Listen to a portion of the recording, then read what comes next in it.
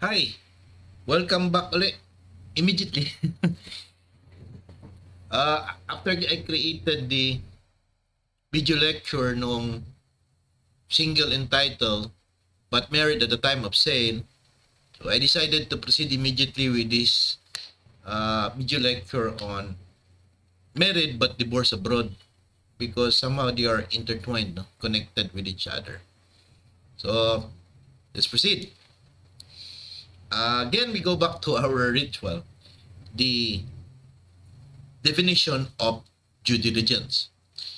It is the investigation or exercise of care that the buyer is normally expected to do before entering into a real estate sales agreement with the seller. And the guides are as follows.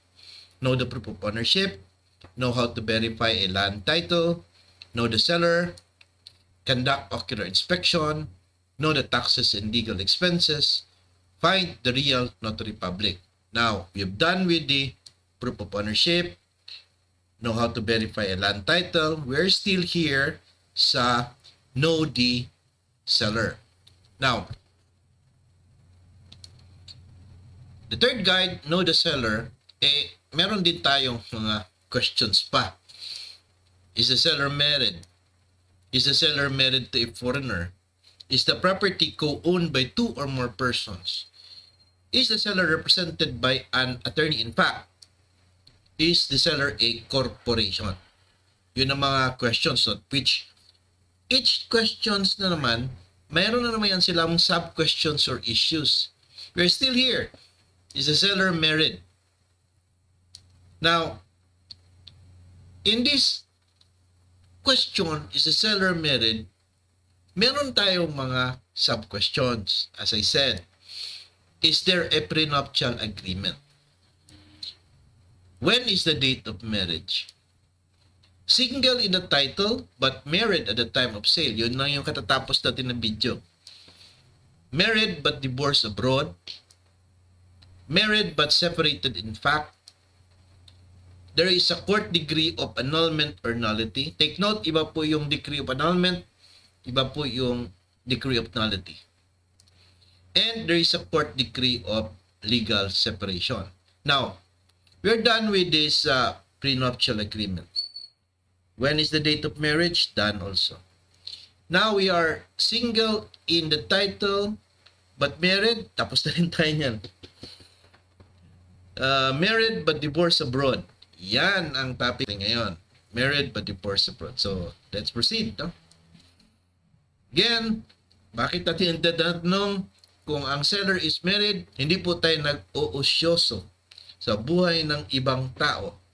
But, ito kasi si marital consent, dapat nating pag-aralan na mabuti. Very important po kasi ito.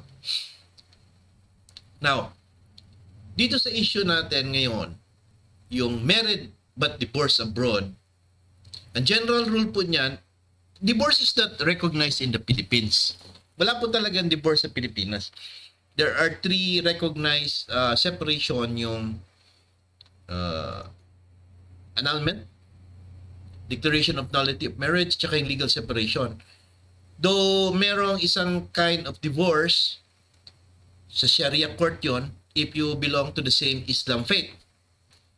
But the rule is that divorce is not recognized in the Philippines, especially those divorced abroad. Alright.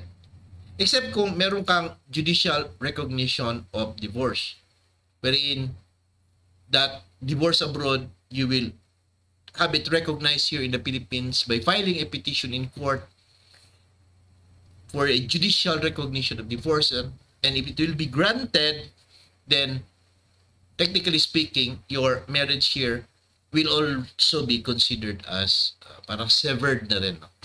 Wala na rin kayong kasal. So yun siya. But we're not talking about this divorce, judicial declaration of divorce. No?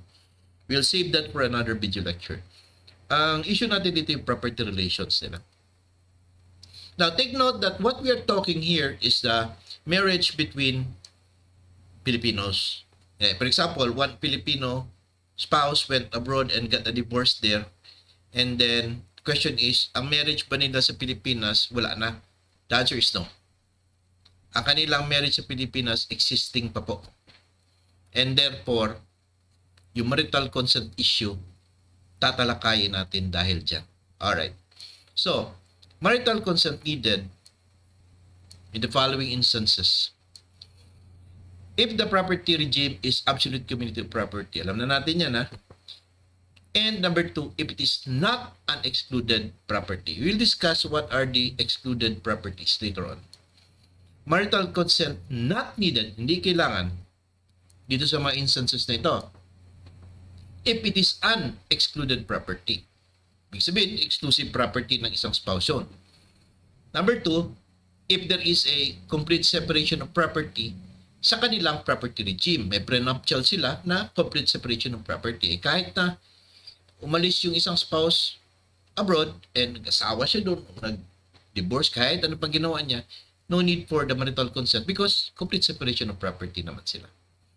And number 3, married to a foreigner. Except that, yung kung pagmamayari is condominium units. Kasi, if you're married to a foreigner and nakalagay sa title is, let's say, married to Tom Cruise, yung American national, yung name na Tom Cruise, American national, is merely a description that you are married to that person, that foreigner. It doesn't mean that that foreigner has ownership over the property. Wala yun. Description lang yun. So at any time, you could sell it without the marital consent of the foreigner. Because under the Constitution, foreigners are not allowed to own real properties in the Philippines as a rule. Okay? Except kung yung condominium units. Kasi, ang condominium units po, established na po yun sa jurisprudence ng mga decisions of Supreme Court na actually, what the foreigner is owning are the four corner of the walls of that unit. Hindi naman yung lupa.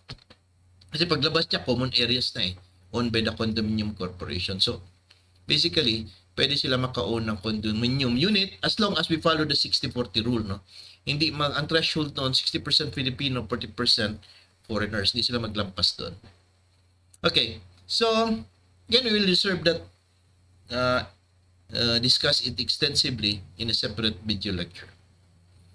Now, balikan natin always itong tanong na when is the date of marriage, because kung married ka on August 3, 1988 pataas, sabi natin, absolute community of property. Married on August 2, 1988 and pababa, conjugal partnership of gains. And remember why we have to know the date of marriage, because the family code took effect on August 3, 1988. Tapos, pag take effect niya noong August 3, 1988, sabi ng Supreme Court kanang batas, kung walang prenuptial agreement, automatic absolute community of property. Whereas nung wala pang family code, kung walang prenuptial agreement, ang automatic property regime is conjugal partnership of gains. Now, ito yung i-discuss natin ngayon, yung excluded properties, no? Excluded properties here ng absolute community of property and conjugal partnership of gains. Medyo marami ito sila, but I'll just get the most important points, no, that I think that I have to discuss with you. Itong brought to the marriage as his or her own. Makita mo lang yan sa conjugal partnership of gains. Ang ibig sabihin po niyan, kung single pa siya noong binata, dalaga, tapos during the time na binata, dalaga sila, meron silang sariling properties na na-acquire, either mana, binili nila or donated to them under their name, single ang nakalagay doon sa kanilang title, at pag nag-asawa sila, yun po exclusive property yun. Excluded yun siya sa conjugal property. Hindi po yung kasali. So, ibig sabihin, that fellow could sell that property without the consent of the other spouse. Excluded property. Noon lang, sa conjugal partnership of gains, meron din silang tinatawag na capital property pag sa husband, parapernal pag sa babae. Pero ngayon, sa absolute community of property sa family code, wala na yung words na yon. exclusive property na yan pertains both to husband and wife, no? Exclusive property. Now, ang similarities nila dito sa absolute community of property and conjugal partnership of gains, itong acquired during the marriage by gratuitous title. Ibig sabihin ng gratuitous title po, na-acquire nila ito during the marriage by way of donation or mana, gratis, walang bayad ba? It's not onerous, it's not burdensome. Kasi kung binili mo, onerous, burdensome yon. Gratuitous, parang binigay lang sa'yo. Alright? Binigay lang sa'yo by the donor or the testator. And these properties are considered as exclusive properties, no? So, ibig sabihin, kung merong ganun si spouse na na-receive or na-donate or na namana niya sa kanyang parents, pag ibenta niya yung property, walang marital consent. Even if pag extrajudicially settled na sa property at nalipat na yung title sa pangalan niya, nakalagay doon na Maria de la Cruz married to Juan de la Cruz, yung name ni Juan de la Cruz doon is merely a description na married siya kay Juan de la Cruz. Pero it doesn't vest ownership to Juan de la Cruz because it is an excluded property under the law, either if it is a conjugal partnership of gains or absolute community of property. Dito lang sa absolute community of property, meron lang siyang kaibahan konti kasi nakalagay dito, unless it is stated otherwise by the giver, meaning the donor or testator. Donor kung sino yung nag-donate. Testator kung sino yung gumawa ng last will and testament. Kasi pag binigay o nilagay sa last will and testament na itong property na ito, kasama ito sa absolute community of property ng mag-asawa, hindi ito excluded property.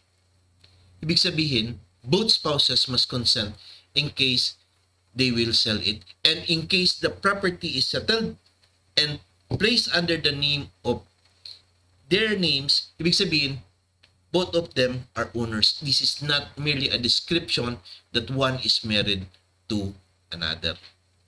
So, yun po ang ibig sabihin at saka difference nitong dalawa. Meron pa, I'll continue with the discussion, itong property for personal and exclusive use, no? So, of course, personal use, hindi na yung kasali. So, kung yung mga salamin mo, mga gamit mo sa, these are personal use. You don't need to have the marital consent of the other spouse, no?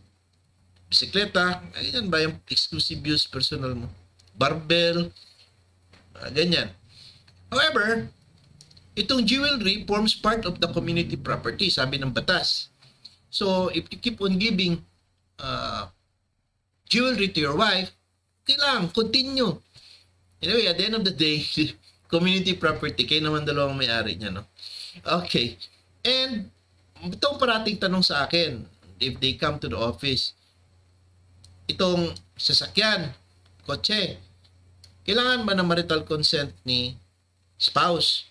Kasi naka-registered owner doon, yun lang pipirma ng deed of sale usually. Strictly and technically speaking, kailangan po ng marital consent talaga ng spouse. Because this belongs to the absolute community of property. And both spouse must consent because of its value. Even if it is a personal and immovable property. Because the family uses that car. Right? And meron pa, itong property acquired before the marriage by spouse was legitimate heirs by a former marriage. Ganito yan. Isang spouse, itong isang tao, twice siya nag-marry. Sa first marriage niya, either na-annul or na-declared as void, na-nullify, or namatay yung first spouse niya. Ngayon, nag-asawa siya ng ikalawa. Yan. So, ano ang rule ngayon sa mga properties na na-acquire niya by former marriage na meron siyang legitimate descendants? Legitimate, ha? Take note, ha? Okay. Question is, what is now the effect of these properties that he will bring to the second marriage? Even if they fall under the regime of absolute community of property, it is still excluded property. It is still an excluded property. Why? Because in order to protect the legitimate descendants of the former marriage. Yun po ang ibig sabihin niya. Right? So, married but divorced abroad, do not forget, recap lang, marital consent needed kapag if the property regime is absolute community of property, if it is not an excluded property, marital consent not needed if it is an excluded property. Number 2, complete separation of property, ang kanilang property regime. Number 3, married to a foreigner except condominium units. Alright, so yun ang mga instances. And I hope that you learned something from our lecture today. And if yes, I am very thankful and hope that you will catch us again in our separate video lectures. As usual, before I end, I always say thank you, muchas gracias, salamat kaayo, danke, and sukran. Bye.